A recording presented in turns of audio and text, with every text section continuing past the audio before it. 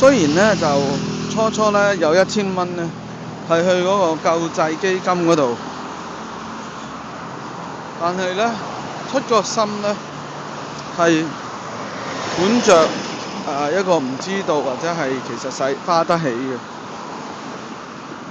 有啲好似係例如話 Realty Association 需要去買一圍台，亦都會願意花1000蚊去買，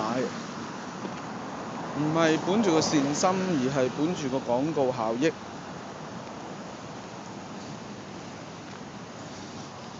出糧咧亦都夠錢嘅，所以咧做一個成功嘅商人咧，係花錢喺廣告啦，喺自己啲 agent 嗰度身上邊咧揾錢啦。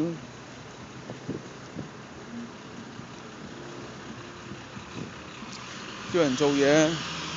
但係唔需要話處處幫佢諗。